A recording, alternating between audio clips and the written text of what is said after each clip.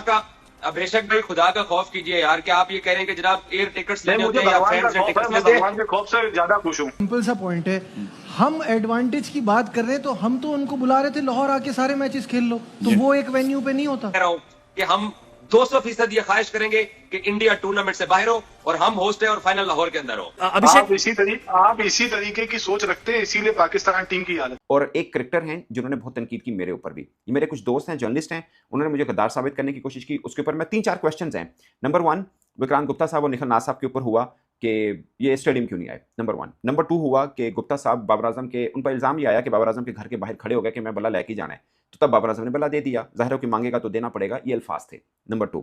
Number 3, Vikrant Sanaullah या विक्रांतुल्लाह तक कहा गया, जो कि मुझे लगता है कि ये बहुत ही बिलो दी बेल्ट बात है कि आप किसी का नाम बिगाड़ें, किसी को किसी से अटैच करें। इससे पहले भी मुझे मतलब उनको कहा गया, विक्रांत सनाउल्लाह जब चैंपियंस ट्रॉफी का मसला चल रहा था उस बीच में भी कई बार कहा, पाकिस्तानी 1-2 पत्रकार या जर्नलिस्ट समझ लें उन्होंने।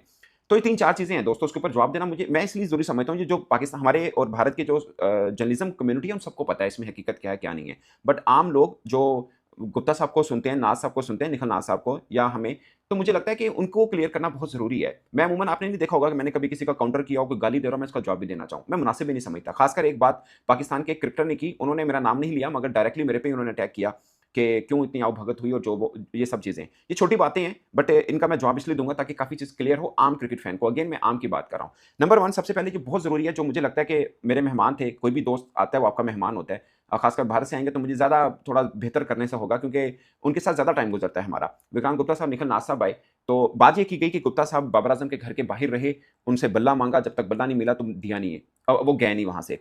आप यकीन माने, मैं आपको 100% गारंटी से कहता हूं, मैं क्या मतलब किस तरह से यकीन दिलाऊं कि एक बार भी विक्रांत गुप्ता साहब ने बाबर आजम से बल्ला नहीं मांगा इस टूर में जब वो पाकिस्तान आए। एक बार भी नहीं मांगा, ना फोन पे ना कहीं और, ना किसी क्रिकेटर से कहा, कहीं पर भी। मैं 100% यकीन से कह रहा हूं और ये बात पाकिस्तानी जर्नलिस्ट सब मतलब को पता है।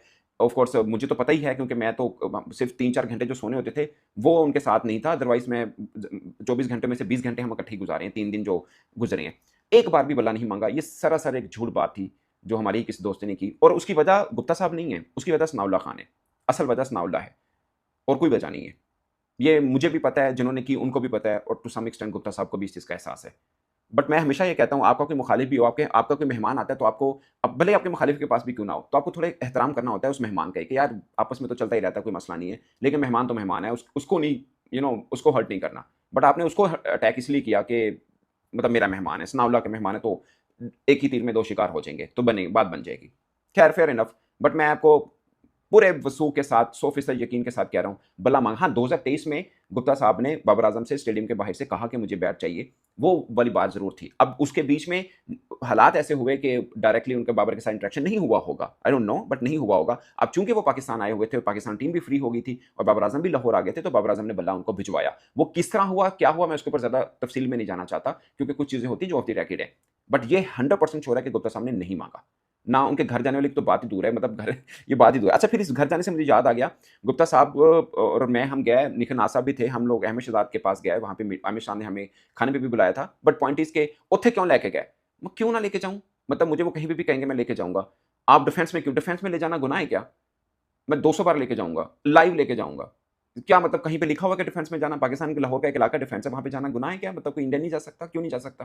पहले आप अपनी इन्फॉर्मेशन ठीक कीजिए। देखिए, जैसे सीक्वेंस में अभिषेक ने बात की है, इंडिया को गो के एडवांटेज हासिल है, लेकिन ऑस्ट्रेलिया वाला मैच, ऑस्ट्रेलिया की जो टीम ने टारगेट चेज किया यहाँ लाहौर में इंग्लैंड के खिलाफ, उस टारगेट चेज करने के बाद हम ये दावा कर सकते हैं कि ऑस्ट्रेलिया ठीक है, उनके जैसे अभिषेक ने बोला कि बड़े स्टार प्लेयर उसमें नहीं है, कैप्टन भी नहीं है, बट आप देखें अगर टीम के अंदर नहीं है तो हेजलवुड नहीं है, इसके अलावा मिचेल स्टार्क नहीं है और पैट कमिंस नहीं है और स्टोनिश नहीं है, तो ऑस्ट्रेलिया के फास्ट बॉलर्स ही नहीं है। बट दुबई में जैसे इंडिया कल 4 स्पिनर्स के साथ और एक और फास्ट बॉलिंग ऑलराउंडर हार्दिक और एक फास्ट बॉलर के साथ खेला है, तो मेरा ख्याल है कि इंडिया को एडवांटेज हासिल है। और फिर अभिषेक साहब को हमें इस बात की भी एडवांस में मुबारकबाद देनी चाहिए कि हमेशा से भारत जो है ना वो पिछले 3-4 आईसीसी टूर्नामेंट्स के अंदर पहले ही उनको पता होता है। जैसे 2023 का वनडे वर्ल्ड कप इंडिया में हुआ तो ये पहले अनाउंस कर दिया गया कि इंडिया अगर सेमीफाइनल में पहुंचा तो इंडिया मुंबई में खेलेगा।